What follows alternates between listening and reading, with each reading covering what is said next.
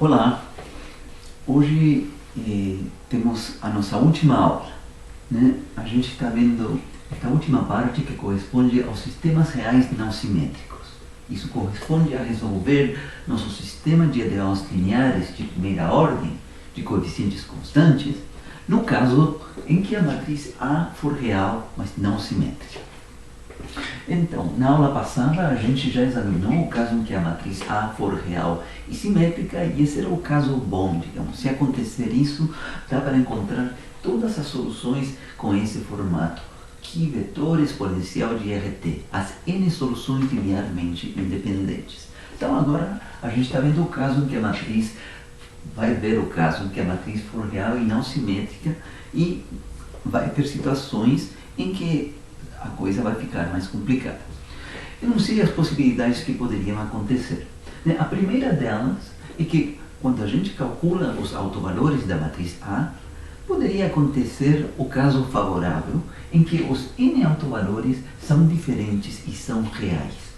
Se for esse o caso, para cada autovalor tem um autovetor, portanto há n autovetores. Isso significa que dá para montar as n soluções com esse formato. E são linearmente independentes. Então, se acontecer esse caso, mesmo a matriz sendo não simétrica, é um caso favorável. Você pode encontrar as n soluções com esse formato. Então, por isso, foi aprovado.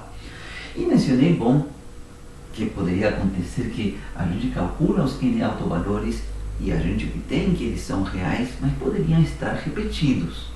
E aí, então, a gente vai ter que ver se, estando repetidos, a gente já viu casos na aula passada em que, mesmo estando repetidos, dava para encontrar n autovetores e ainda servia encontrar as n soluções dessa forma. Mas a gente vai ver aqui que nem sempre acontece isso. Já vamos ver isso nessa aula. E a última possibilidade é uma que não tinha surgido até agora também não, é que aparecessem autovalores que são complexos conjugados, impares, né? Então, vou começar por esta última situação, tá? O caso em que aparecem autovalores impares de complexos conjugados.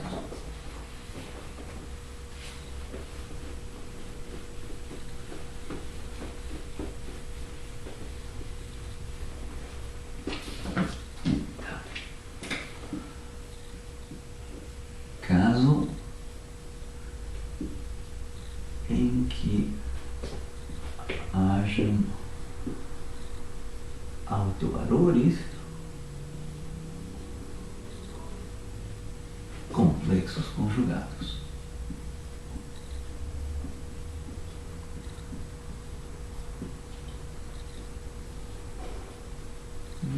Então, suponhamos que a gente se está referindo aos primeiros dois autovalores da matriz A, né? E que sejam, por exemplo, R1 e R2, né? Da forma alfa mais i beta, e o R2 complexo conjugado alfa menos i beta, né? Onde esse alfa e beta são números reais. Então, suponhamos que estamos nesse caso, né? A equação dos autovalores e autovetores, né? Que a gente tem aqui, são dos autovalores e autovetores de A, da matriz A. Neste caso, seria a matriz A, e vou substituir aqui o autovalor em questão, que seria o R1, alfa mais i beta, multiplicando a matriz I, e aqui vou chamar Q1 o primeiro autovetor. Isso igual a 0. Né? Com esta equação, eu estou dizendo que Q1 é o autovetor, né, da matriz A associado ao primeiro autovalor, alfa mais i beta. Então, você pode fazer a seguinte operação matemática. Você pode fazer a operação matemática de tomar o complexo conjugado. Tá? Então vou colocar aqui número 1 e tomamos o complexo conjugado na igualdade. Uma coisa antes de fazer essa operação, tá? Vejam que esta matriz com a qual a gente vai estar trabalhando é real. Né? Todos os sistemas que a gente vai estar resolvendo, né, são com essa matriz A sendo puramente real. Então, essa matriz aqui é real. A identidade, né, que é uma matriz que contém uns na diagonal e zeros fora da diagonal, também é uma matriz real. Né? Agora, o autovalor, não, estamos no caso de autovalores complexos conjugados. Né? Então, esse aqui é complexo.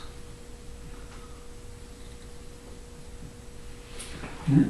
Então, esta é a equação para o autovetor Q1.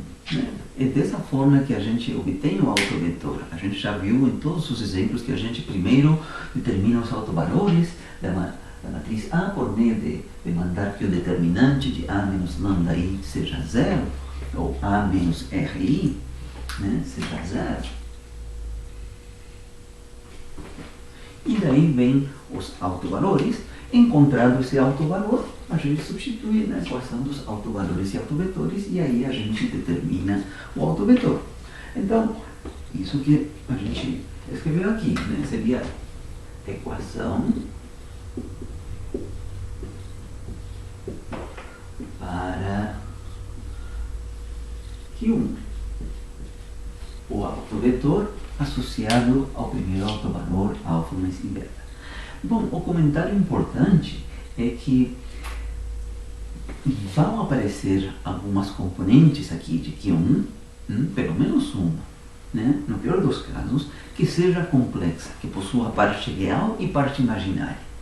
É impossível que a gente encontre uma solução aqui para o Q1 vetor, onde todas as componentes de Q1 sejam puramente reais. Por que motivo? Porque ao somar ou a calcular esta diferença entre a matriz A e alfa mais beta vezes a identidade, vai dar uma matriz que na diagonal possui números complexos. Né? E quando a gente abrir as n equações que vem daqui, vai ter n equações onde aparecem componentes que são complexas, que possuem parte real e parte imaginária.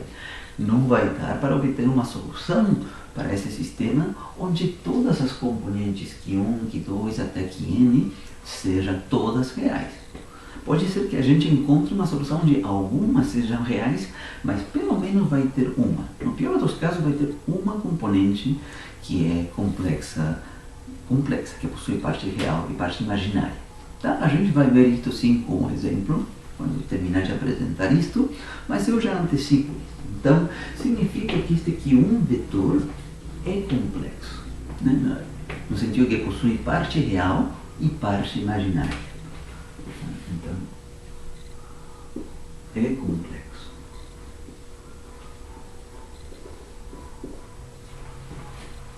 Agora sim, então, vou realizar aquela operação de considerar esta igualdade e tomar o complexo conjugado do lado esquerdo e do lado direito.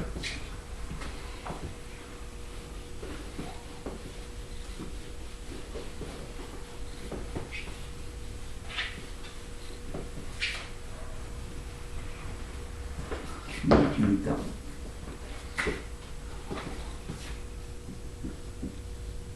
tomando o complexo conjugado,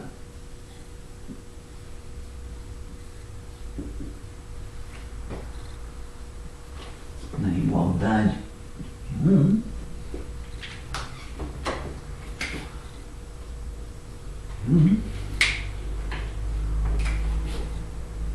vem que... Então, só para lembrar rapidamente o que significa tomar o complexo conjugado, né? Quando a gente tem, por exemplo, um número complexo, chamemos ele de Z,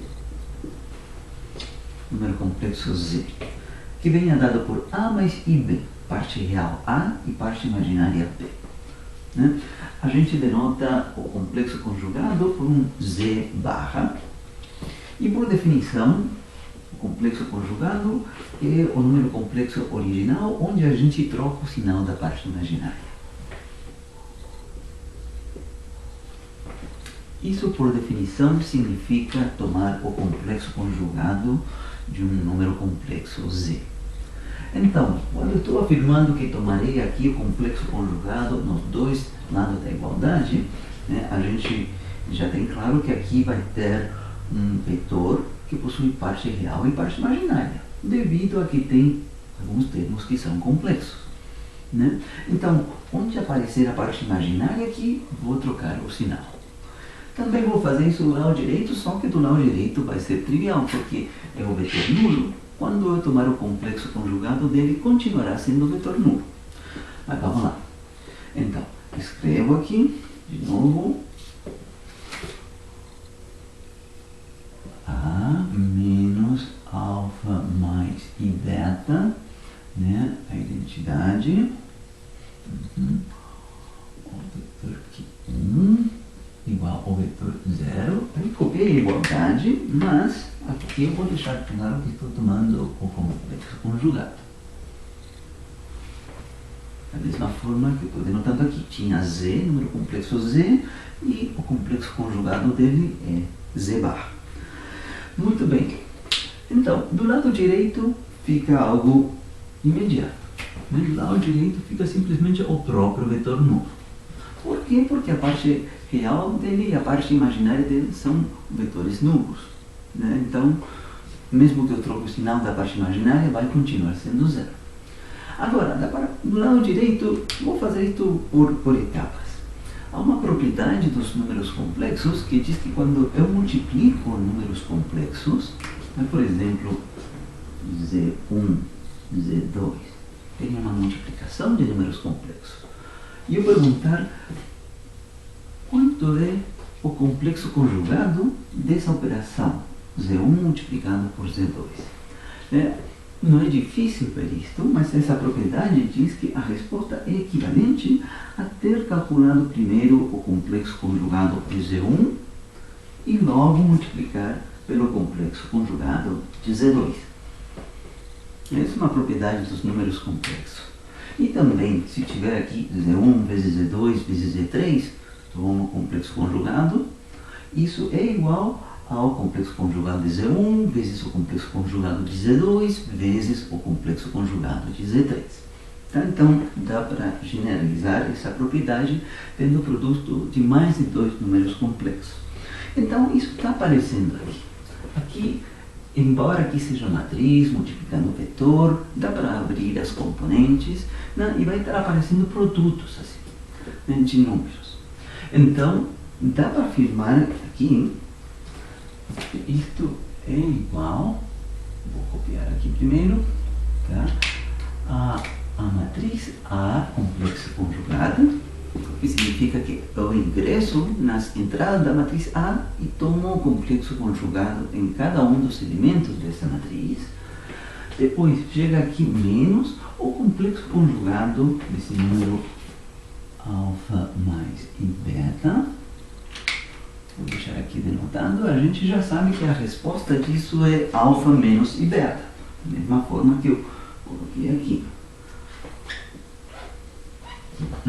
A gente já sabe que isso é alfa menos I beta, mas estou procedendo passo a passo. Isso está multiplicando a matriz I, tomar o complexo conjugado dela, vezes aqui um vetor complexo conjugado dele. Do lado direito já coloquei que vale zero. Bom, pois é, agora a gente usa informações que a gente tem. Primeiro é a informação que a matriz é real, né? Todas as entradas dessa matriz, as n ao quadrado entradas dessa matriz A são todos números reais. Portanto, quando eu tomo o complexo conjugado do número que é puramente real, se o número puramente real significa que não existe este b, que esse b vale zero. E se b for zero, o complexo conjugado de z coincide com o próprio z. Então, aqui a gente pode escrever que isso aqui é a própria matriz A. Agora, a outra parte não, né? Já tinha mencionado que o complexo conjugado de alfa mais I beta vem dado por alfa menos I beta. Mas notem que alfa menos I beta é o segundo autovalor. Matriz. Por outro lado, o complexo conjugado da matriz identidade Uma matriz de identidade possui uns na diagonal, zeros fora da diagonal, é tudo real aí. Então também vai acontecer que a matriz complexa conjugal da identidade é a própria identidade. Agora, quando chegamos no vetor aqui, esse vetor, que é um vetor que é o autovetor associado a esse autovalor, aqui eu fiz notar, olha, esse autovetor vai ser complexo. Pelo menos no pior dos casos, vai possuir uma componente que seja complexa, com parte real e parte imaginária. Não tem como fugir disso. Então, eu não posso afirmar que na hora de tomar o complexo conjugado dele, eu venha obter o mesmo autovetor inicial, assim como aconteceu com a matriz A, a matriz I, que possuíam componentes todas sendo reais. Esse não é o caso. Então, ele permanece do jeito que está, como complexo conjugado do autovetor 1. Portanto, como é que ficou? Aqui ficou então matriz A menos alfa menos I beta, matriz de identidade, multiplicando o complexo conjugado do primeiro autovetor.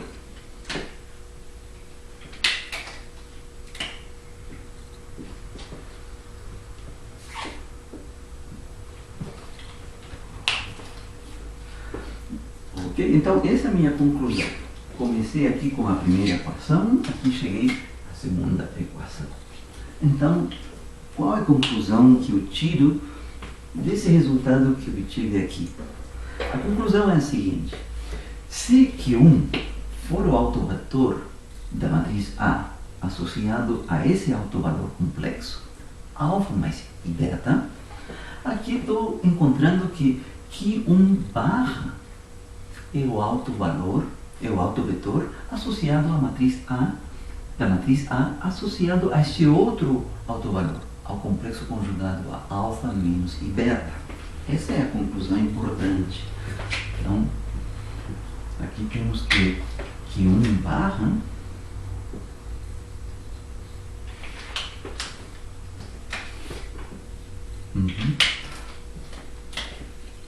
é o autovetor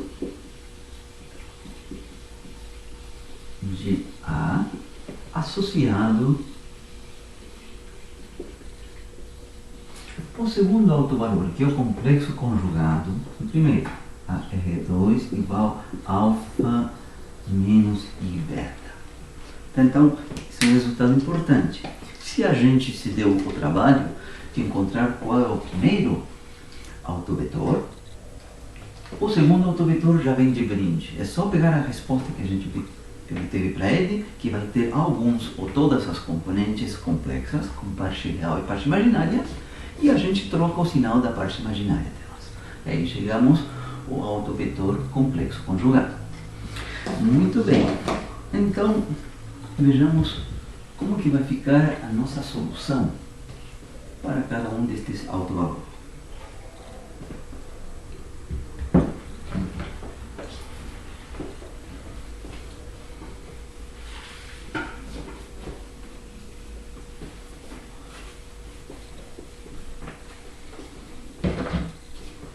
Então, separemos aqui.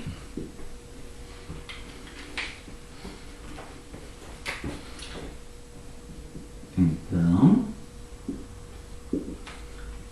o 1, vou chamar de o 1 de T, é o primeiro autovetor, que 1 vezes exponencial do R1, que é alfa mais beta, T. Essa seria a primeira solução montada. E a segunda, o 2 de T, iria dada pelo autovetor correspondente a alfa menos I beta, que é daqui, o complexo conjugado do primeiro, que 1 barra vezes exponencial de alfa menos I beta, R2 menos I beta T. Então coloquemos o número das equações, 3.1 e 3.2. Tá? Então, em princípio, essa seria a resposta.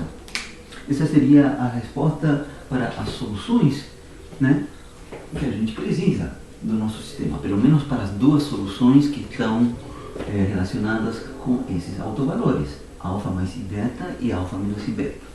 Então, agora, isso vai nos fazer lembrar do que acontecia na EDO linear homogênea de coeficientes constantes, aquela de segunda ordem, em que tinha aquele caso em que as raízes da equação característica eram complexas conjugadas. O que acontecia nesse caso?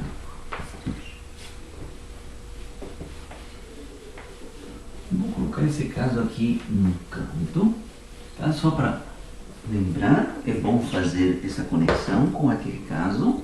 Suponhamos, né, que tivéssemos lá precisamente isso aqui. R1 é alfa mais i beta e o R2 fosse alfa menos i beta.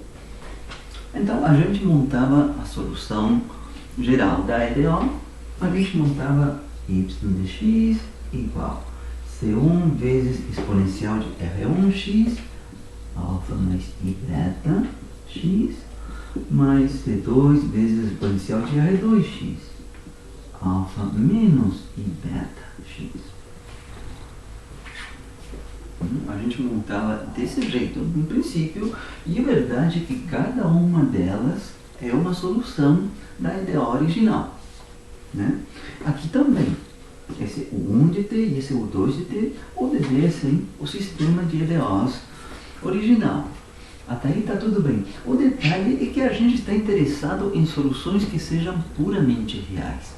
Porque este sistema real, embora não seja simétrico, vai estar descrevendo, por dar algum exemplo, como aqueles da primeira aula, por exemplo, um circuito elétrico. A corrente, a tensão, os elementos diferentes dispositivos do circuito elétrico. São variáveis que são puramente reais. Ou vai representar, por exemplo, naquele sistema mecânico que tinha dois carrinhos segurados por molas, etc. Vai representar a posição de cada um dos carrinhos, o x1 de t e o x2 de t. Vai ser algo real. Ou naquele modelo das duas espécies, né, de um universo em que tinha duas espécies, coelhos e raposas, predador, presa, etc. As variáveis x1 de t e x2 de t vão representar a população de coelhos, a população de raposas. São números reais, né? Então, a gente não quer ter a resposta do nosso sistema de EDOs em termos de expressões que sejam complexas, que possuam parte real e parte imaginária. A gente não deseja isso. Então, repito, não é errado afirmar que o 1 e o 2 de t obedeçam ao sistema. Como assim também não é errado afirmar que esta expressão exponencial de alfa mais i beta x e esta outra expressão alfa menos i beta x exponencial, não é errado afirmar que essas obedeçam à EDO linear homogênea de coeficientes constantes do caso. Não é errado. Só que a gente quer reescrever, reformatar a solução geral, né, de tal forma que tanto as funções que apareçam quanto as constantes arbitrárias que apareçam sejam puramente reais, para que esteja pronto para aplicar para o problema em questão. Se a gente não fizer isso, fica deste jeito e não está diretamente relacionado assim com as expressões que sejam puramente reais. Tem que fazer outros cálculos.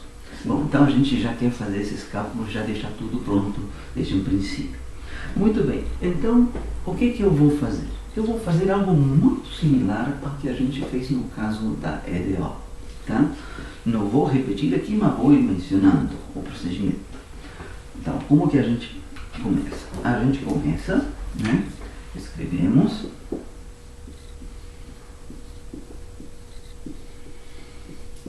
x de t igual a uma combinação linear, né, de U1 de t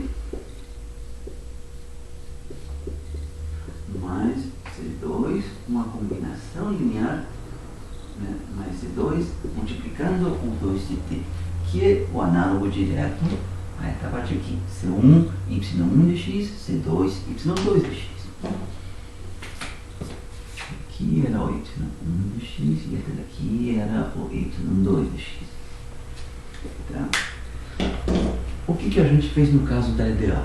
A gente abriu isto utilizando a fórmula de Euler. Né? A gente abriu isto colocando exponencial de alfa x e aqui cosseno de beta x mais i seno de beta x. Abrimos isso. E aqui também abrimos esse outro. Então, esta e esta outra também vai dar para serem abertas. Né? Eu simplesmente vou colocar aqui, olha, que vamos abrir, né? Como, vou escrever aqui, parte real dela, R de t, mais o número i vezes a parte imaginária dela. Que vai estar fazendo o análogo à parte real aqui, exponencial de alfa x cosseno de beta x, que é a parte imaginária exponencial de alfa x com seno de beta x. Seria o análogo disso, só que aqui também tem o detalhe de que aparecem vetores multiplicando as funções, que não era o caso desse outro. Tudo bem, mas esta segunda, né, também vai ser o complexo conjugado da primeira, então vai ser R de t menos I maiúsculo de t. Tá? Embora aqui não está imediato que seja o complexo conjugado, tá? Você pode provar que essa expressão que está aqui é toda o complexo conjugado da que está aqui em cima. Exponencial de alfa mais I beta t complexo conjugado. Tá? Você pode provar que esse U2 de t é por completo a primeira tomando o complexo conjugado. Esta posteriormente chegaria nesta expressão que a gente escreveu aqui. Então estou usando essa informação aqui quando escrevi o U2 como R vetor menos I vetor. Sendo que a primeira, o 1, era R vetor mais I vetor. Tá? Isso acontecia aqui também. Esta segunda é igual à primeira com um sinal menos aqui, complexo conjugado. Então, esse I2 que está aqui é igual ao Y1 de x barra. Né? Acontece exatamente o mesmo aqui. Então, vamos desenvolvendo, continuamos desenvolvendo. A nossa solução x de t, tá, seria igual então a C1, aqui um R de t, mais I vetor de t, mais C2, R de t, menos I de t.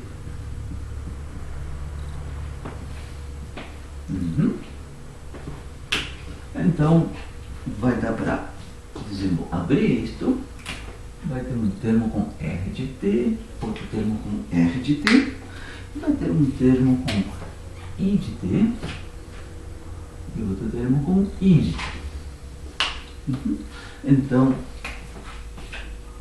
aqui vem que x de t é igual, vai ficar algum parêntese multiplicando R de t, tá? Mais algum outro parêntese multiplicando I de t. Então só falta ver o que vai no primeiro e no segundo parêntese. Então, no primeiro parêntese vai C1 mais C2. No segundo parêntese vai IC1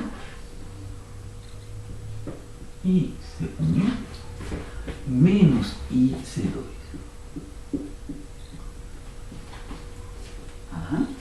Olha, esse R de t e esse I de t vão ser agora funções vetoriais que são puramente reais. assim como aqui, quais seriam as funções que seriam puramente reais? Aqui seria o exponencial de αx cosseno de βx, seria uma, e a outra seria o exponencial de αx seno de βx, essa seria a outra. Aqui é um pouco mais elaborado, já vou ver isso num exemplo. Então, a coisa é que esta parte já está pronta, e já que C1 e C2 são constantes totalmente arbitrárias, eu dou um novo nome. Então, esta parte daqui, eu chamo ela de constante A, e esta outra parte daqui, eu chamo ela de constante B. E daí a gente obtém, então, finalmente, que x de t vetor é igual a constante A, vezes esta primeira função vetorial r de t, que é real, mais uma constante b, vezes a segunda função vetorial, que é i de t. É isso que a gente queria obter. Então, aqui seria a equação 4. Né? Onde tudo é real. Onde A e B são constantes reais. Né? Se a gente revisar como que foi feito o desenvolvimento aqui eu deixei iniciado. Né?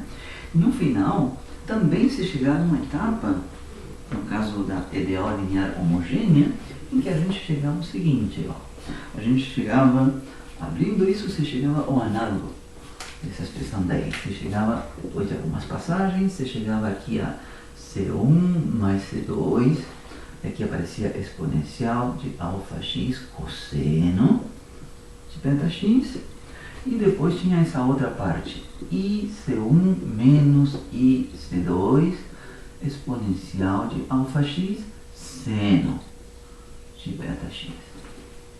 Revisem as notas de aula, você chegava a isso, que é o análogo exato do que está ali. E aqui também, lá atrás, a gente dá um nome de A constante e de um B constante para esta outra. E a nossa resposta era esta, onde tanto as funções quanto as constantes são puramente reais. É exatamente o mesmo. Vem o questionamento, sem dúvida, de que algo parece estar estranho, de que eu afirme que, por exemplo, B seja algo puramente real, se aqui aparece o número I. Né? Esse questionamento também aparecia lá atrás na EDO. Tá? Então, a resposta rápida, tá? Não vou me esticar aqui, mas a resposta rápida disso, para explicar que não há nenhuma contradição, é que, na verdade, as constantes C1 e C2, que eu considerei aqui quando eu escrevi essa combinação linear, não podiam ser reais. Não podiam ser reais. Se eu montasse essa combinação linear com C1 e C2 sendo reais, né, e dado que este 1 de t e o 2 de t possuem parte real e parte imaginária, claro, eu chego nesta expressão, onde se C1 e C2 forem reais, fica aqui algo imaginário, né? Dá para ver isso.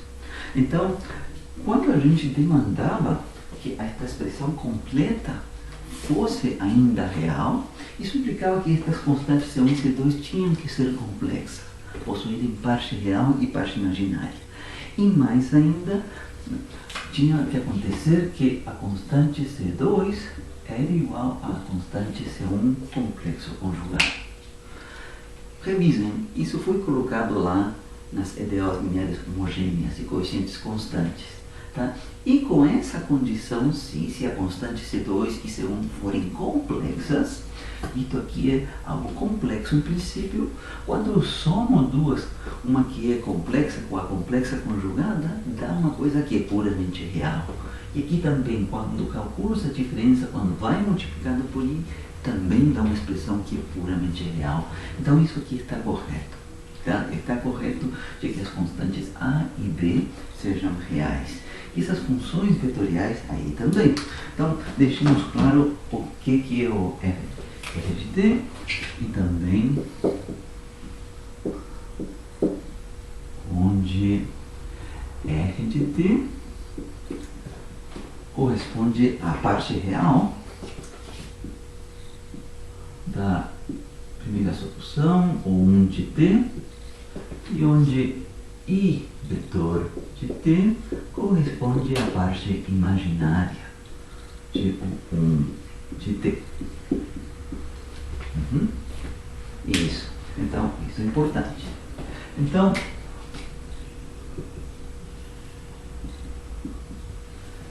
agora sim, então temos a solução, digamos, a contribuição na solução de x de t, né? A contribuição que vem daquele par de autovalores que são complexos conjugados, vem dada nesse formato.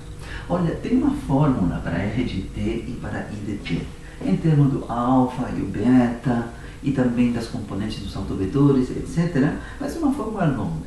Não adianta querer decorar essa fórmula ou guardar, é uma fórmula longa. Não é tão simples quanto a que a gente tinha para a ideal, que era exponencial de alfa x vezes cosseno beta x, e aqui era exponencial de alfa x seno beta x. No caso aqui do sistema de EDOs é mais complicado que isso. O importante é saber que isso se obtém com uma parte real da primeira solução e o segundo com uma parte imaginária. Vamos ver isso no seguinte exemplo.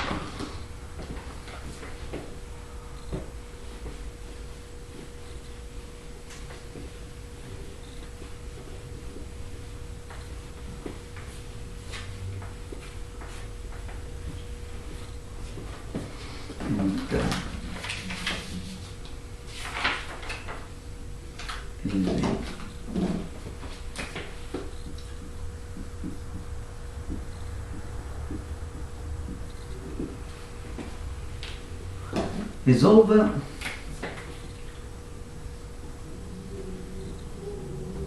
o sistema d de t de x1, x2 igual à seguinte matriz: 1 menos 1, 5 menos 3. 1 menos 1, 5 menos 3. x1, x2, para t na reta real. Muito bem. Então, primeiro que nada, tá? É o caso em que a gente tem uma matriz A, que é real, mas que não é simétrica, né? As componentes que estão fora da diagonal não são iguais, né? Matriz A real não simétrica.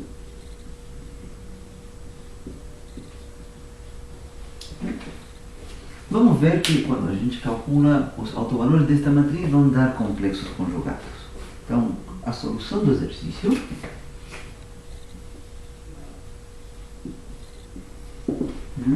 passa primeiro pela determinação dos autovalores da matriz A.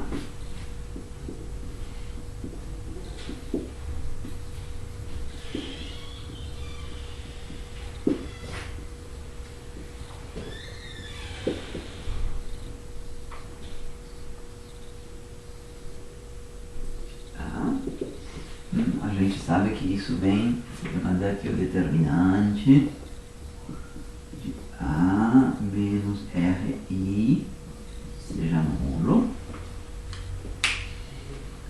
Vou ter que apagar aqui, mas eu vou utilizar, repito, isto, vou obter o 1 ou 2. Vejamos se eu consigo guardar isto, tá? Que o R de T vai ser a parte real de o 1 de T, tá? E que o I de T vai ser a parte imaginária de o 1 de T. Aqui é isso, e a solução vai vir dada pela combinação linear delas. Então, vamos guardar isso aqui.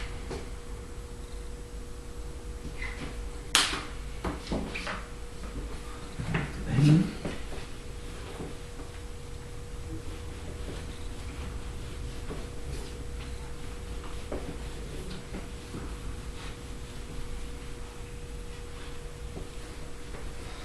Então, montando esse determinante. Aí o determinante, uma matriz 2 por 2. Na diagonal vamos ter 1 menos R, menos 3 menos R. E fora da diagonal, os mesmos elementos. Menos 1 e 5. Tudo isso igualado a 0. Né? E agora é só abrir o produto dos elementos da diagonal, 1 menos R, que multiplica menos 3 menos R, menos o produto dos elementos fora da diagonal, que dá menos 5, igual a 0. Agora desenvolvamos este produto de binômios aqui, e tu vai dar R ao quadrado, aqui vai dar mais 3R menos R, vai dar mais 2R menos 3, tudo isso mais 5 igual a 0. Esse menos 3 com esse mais 5 vai dar 2. Né? Então, R ao quadrado mais 2R mais 2 igual a 0. Essa é a equação de segundo grau. Tá? Não dá para fazer uma fatoração disso assim com números reais se a gente começar a testar números que multiplicados deem 2 e que somados também deem 2. Então a gente utiliza direto a fórmula de Bhaskara. Né? Então daqui vem que o R é igual a menos B menos 2 mais menos B ao quadrado, que dá 4, menos 4 vezes 1, 2, AC, né? Menos 4 vezes 2. Dividido por 2A, por 2 simplesmente. Então, isso vai dar menos 2 mais menos, aqui tem 4 menos 8. 4 menos 8 é menos 4. Então é raiz quadrada de menos 4, número negativo. Então aqui vai aparecer 2i.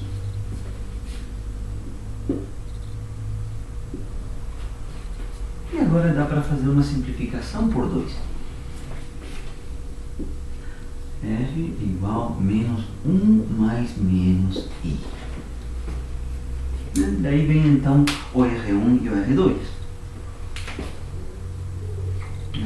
O R1 vai ser menos 1 mais i, e o R2 vai ser o complexo conjugado, menos 1 menos i. Então cai neste caso que a gente está considerando, de autovalores que vêm em pares de complexos conjugados. Muito bem, vamos agora, fazemos a determinação dos autovetores de A. Então vai ser o item 2. Item 2, determinação dos autovetores.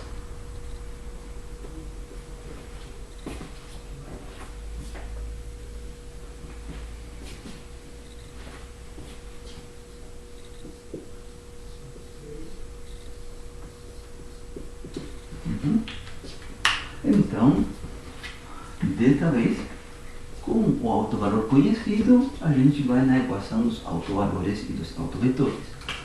Então, coloquemos aqui associado a R1 igual a menos 1 mais i. Vamos encontrar o autovetor associado a esse autovalor que é complexo.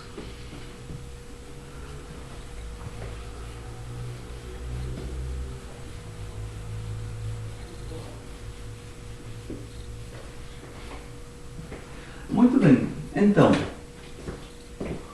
não apaguei isto propositalmente porque a equação que a gente monta, né, é matriz A menos RI, que vai ser uma matriz 2 por 2, neste caso, vezes o autovetor de componentes Q1 e Q2, igual a 0. O vetor 0 de R2. 0, 0. E a matriz A menos RI, o que está exatamente dentro deste determinante. Então, é copiar isso, substituindo, é claro, esse valor para R. Menos 1 mais I. Então, no primeiro caso, 1 menos 1 mais I, isso vai dar 2 menos I.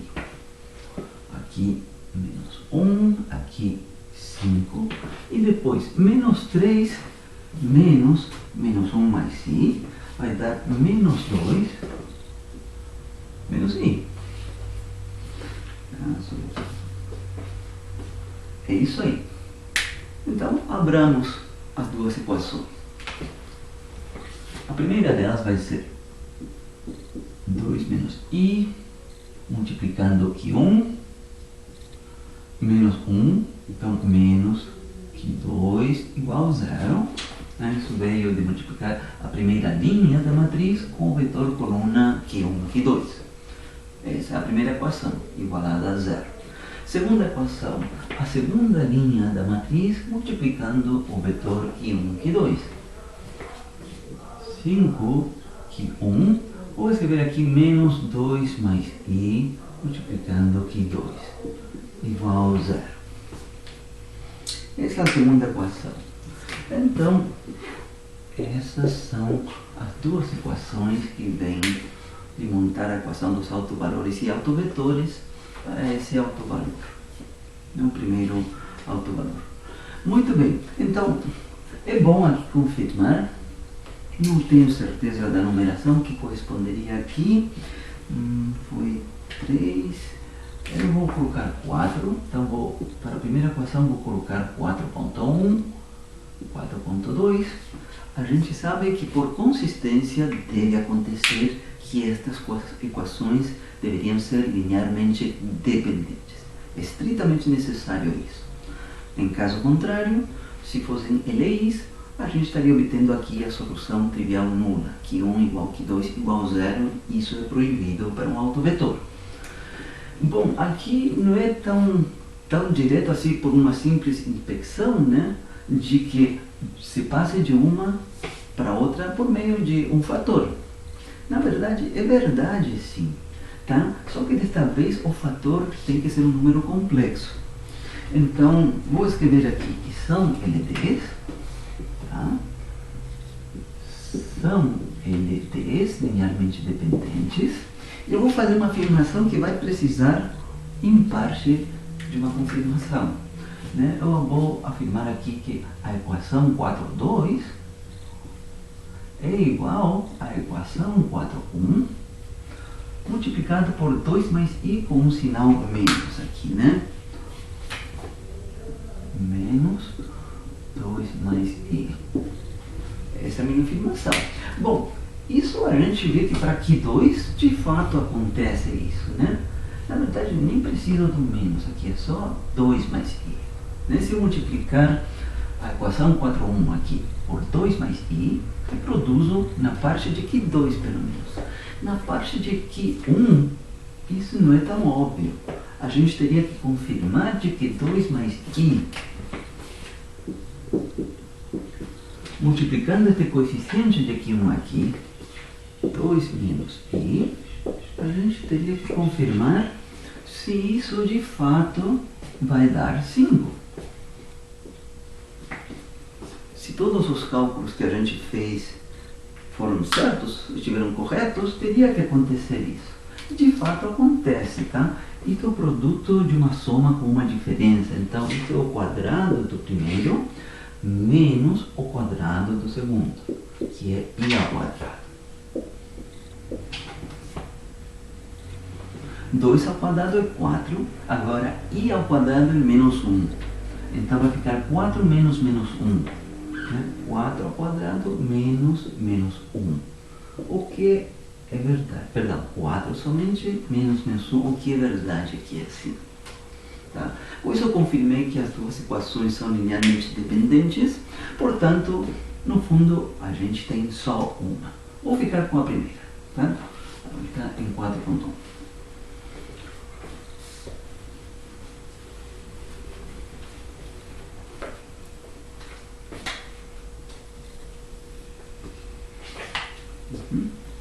De 4.1,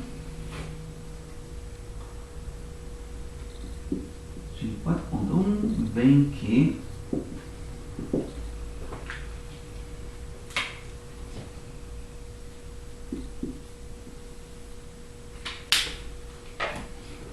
a componente aqui 2 é igual a 2 menos i a componente aqui 1. Vou ver se estou acompanhando minhas notas direitinho para obter o mesmo formato para a resposta.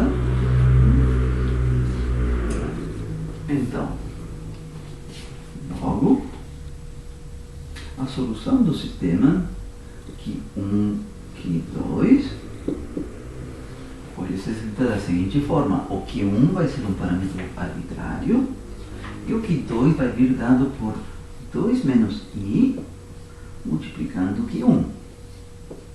Ou seja, podemos colocar o Q1 em evidência. Vai aparecer aqui 1, 2 menos i Q1. Né? Onde Q1 é totalmente arbitrário. Então, acontece isso de que há infinitas soluções para esse sistema, mas não arbitrárias, né? Tem este formato daqui. A segunda componente está diretamente relacionada com a primeira. E a gente pode escolher qualquer valor para o parâmetro Q1 que não seja nulo, porque isso nos levaria aqui ao autovetor como sendo zero. E isso é proibido para um autovetor. Tá? Mas vejam que aqui já aparece o fato que eu tinha dito para vocês. Né? Eu vou escolher aqui Q1 igual 1. Q1 até poderia ser escolhido como um número complexo. Poderia escolher ele como sendo 1 mais i, por exemplo. Também, nada me proíbe fazer isso. Tá? Mas, de qualquer forma, aqui nesse vetor que já está aqui, a primeira componente é real e a segunda deu complexa, com parte real e parte imaginária, que é algo que eu já tinha advertido vocês. Na hora de buscar os autovetores desta matriz A, se for o autovetor associado a um autovalor que era complexo, neste caso menos 1 mais i, se obtém um autovetor que tem pelo menos uma componente que seja complexa, com parte real e parte imaginária. Poderia ser as duas, mas é impossível que sejam as duas reais, puramente isso é impossível. Muito bem, então vou escolher aqui Q1 igual a 1 e vou ter o primeiro autovetor.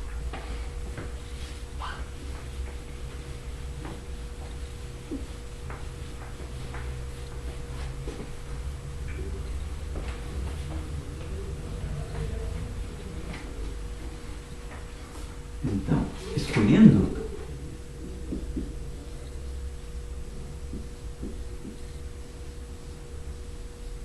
Q1 igual a 1, vem que, então aqui temos nosso primeiro autovetor. Q1 vetor igual 1, 2 menos i.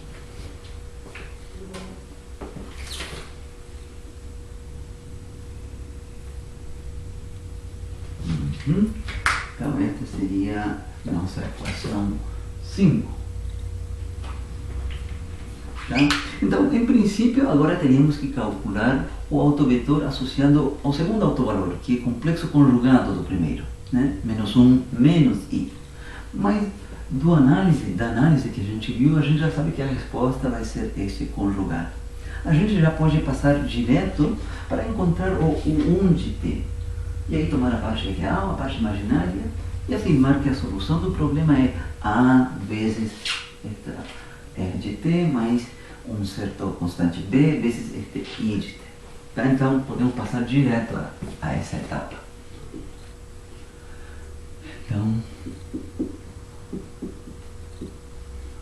o 1 de t igual a este autovetor, 1, 2 menos i, vezes a exponencial. O outro valor eu apaguei, né? Mas foi menos 1 mais i. Esse foi o R1 que a gente encontrou. Aqui mais uma vez, efetivamente, foi esse. Né? Então, efetivamente, isto dá para ser aberto com uma parte real e uma parte imaginária. Vamos lá. Então, o 1 de t é uma solução.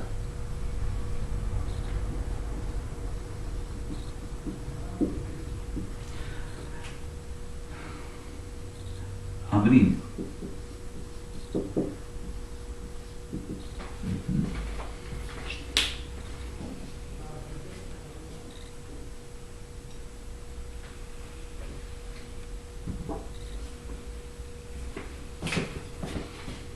O 1 de t igual, vou abrir aqui uma chave, vou deixar um espaço para um vetor,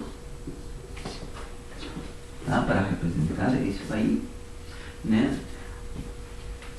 Um vetor real mais i vezes outro vetor real, de tal forma de que ao somar esses dois eu reproduza a primeira componente 1, segunda componente 2 menos i. Então, a parte daqui que envolve somente a parte real vai ser 1, 2, 1, 2. E a parte daqui que envolve somente a parte imaginária vai ser 0 menos 1. Tá? Depois, esta outra parte daqui, né? Esta outra parte eu separo, né, como o produto de uma exponencial real, exponencial de menos t, e uma exponencial imaginária, exponencial de it. Né?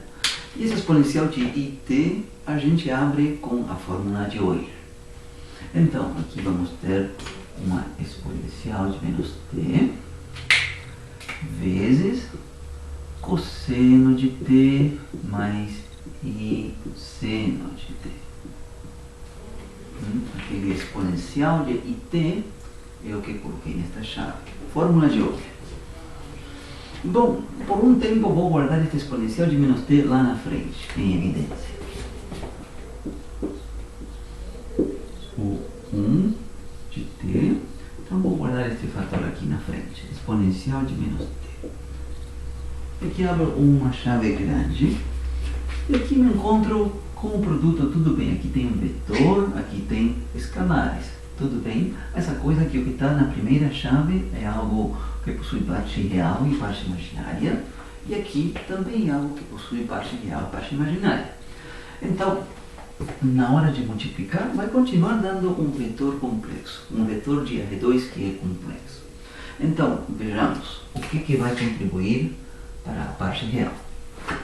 Esse vetor 1, 2 multiplicando cosseno, 1, 2 multiplicando cosseno. Agora tem outro vetor com seno, e veja que i vezes i vai dar um menos. Então, menos 0 menos 1 multiplicando seno. Essa vai ser a parte real desse produto, um vetor, né? Mais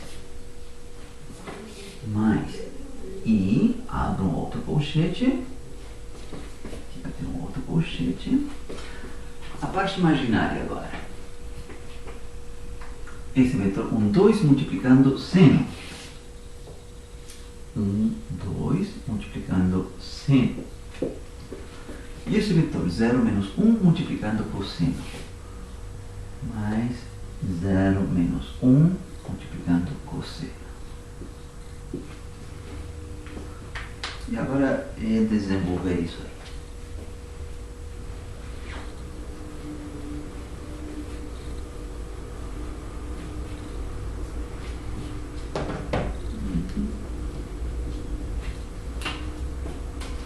Isto implica que, vou escrever aqui a parte real, tá? Cosseno de t, tá? Então vou colocar aqui o 1 de t, tá? Aqui vai ter um cosseno de t, menos 0 seno de t, então ficou cosseno de t. Simplesmente, na segunda componente vem 2 cosseno de t, 2 cosseno de t, menos e menos dá mais seno de t. Essa seria a parte real, e não devo esquecer que está multiplicado por exponencial de menos t, tá? Isso, mais i, examino quanto vai dar a contribuição imaginária. Então tem 1 vezes seno de t mais 0 cosseno de t, simplesmente tem seno de t. Na segunda componente, 2 seno de t menos cosseno de t. Menos cosseno de t.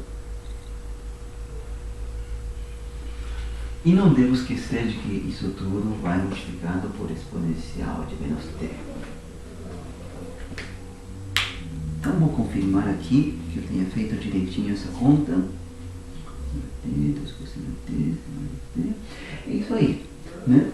Então, aqui eu abri explicitamente a solução o 1 de t, uma contribuição que é real, mas e a parte imaginária. Então, o que eu chamei de R de t, vetor, é a parte real de 1. Então, isso daqui seria uma solução. E desta vez, né, como eu tinha antecipado para vocês, é uma solução onde tudo é real. Seno, cosseno, exponencial de menos t, tudo é real. E a segunda, o I de t, é a parte imaginária do que a gente obteve aqui.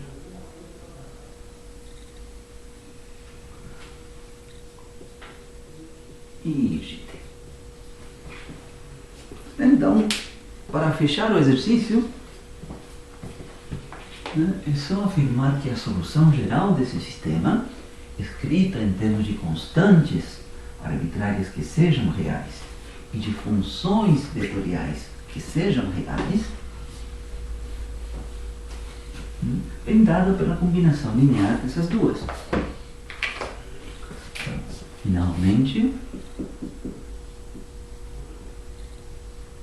e agora eu utilizo x de t, seria uma constante A, ou posso utilizar aqui um C1, desde que fique claro que o C1 seria real, A, vezes, então, cosseno de t, 2 cosseno de t mais seno de t, tudo isso multiplicando o exponencial de menos t, mais uma constante b, 2 seno de t aqui embaixo, menos cosseno de t, aqui em cima seno de t, multiplicando o exponencial de menos t. Então, esta seria a solução geral do sistema que está aqui, onde as constantes A e B são constantes arbitrárias reais. Tudo é real aqui. Então, esse é o jeito em que a gente quer escrever a solução, né, de forma sendo bem pragmáticos. Essa seria a solução desse sistema. Tá? Na lista, também tem um exemplo com uma matriz 3x3.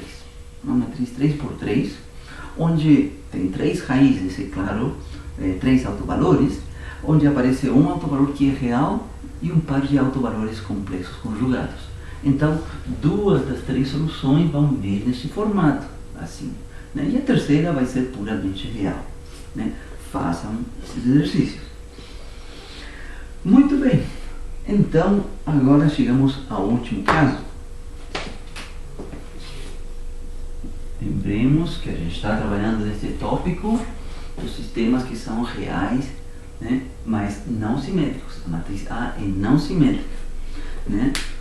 Examinamos aqui o caso em que a matriz A aceita um par de autovalores que sejam complexos conjugados.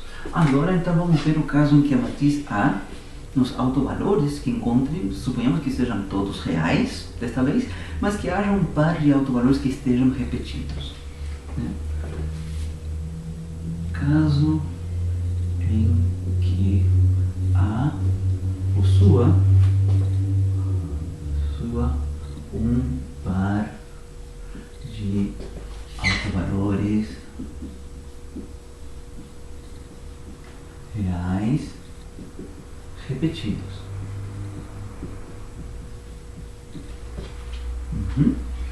Então, aqui pode acontecer duas coisas.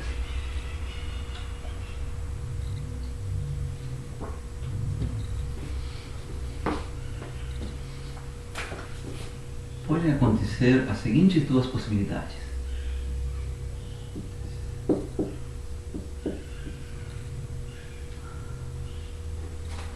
Pode acontecer uma das seguintes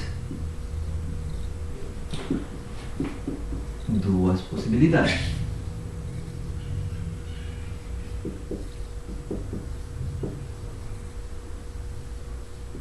Dois pontos. Primeira possibilidade, que vai ser a mais simples. A primeira possibilidade é que para esse autovalor que está repetido, a gente consiga, a matriz A admita dois autovetores. E teriam que ser linearmente independentes. Né? Matriz A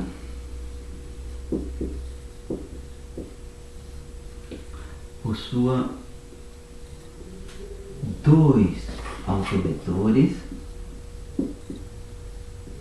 associados ao autovalor repetido.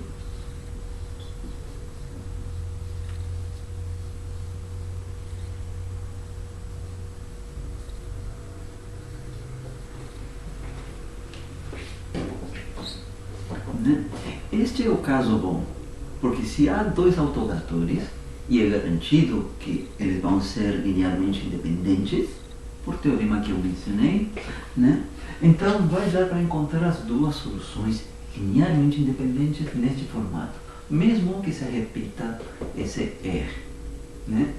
Mas então vai ter duas soluções linearmente independentes. Então a parte que é proveniente desse autovalor repetido está ok, deu para encontrar as duas soluções linearmente independentes a partir daqui. Então, esse, digamos, seria um caso ótimo. Se acontecer isso, que a matriz é real, né, não simétrica, né, e se repete um autovalor, a gente poderia ter a sorte de que, apesar disso, continua tendo dois autovetores. Então, esse caso está ok.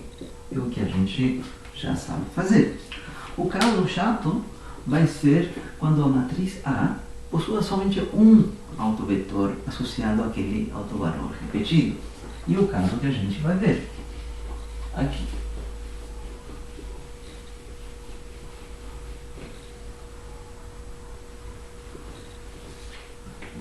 Esta parte do complexo conjugado.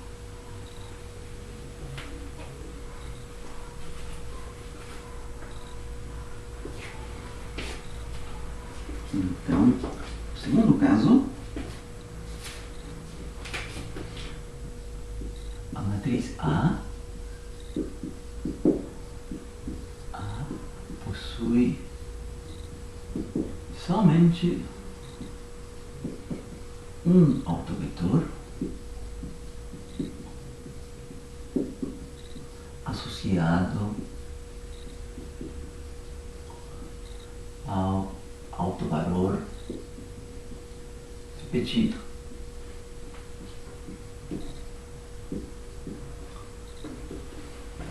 Então, o que fazer aí? Então, vou ver isso por meio de um exemplo concreto. Tá? Então, exemplo.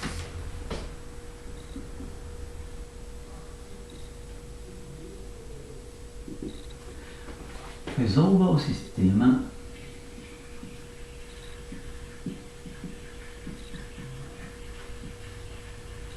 D de T. Vou colocar isso como um exemplo com duas variáveis dependentes x1 e x2, né? Não com três, né? Porque fica mais extenso quando a matriz é 3x3, encontrar os três autovalores, né? Para efeitos ilustrativos de como que se procede, escolhi o caso aqui, uma matriz 2x2 aqui, que é a matriz 1 menos 1, 1, 3.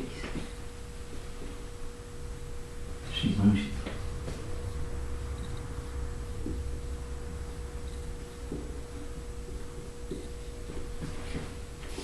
Esse sistema.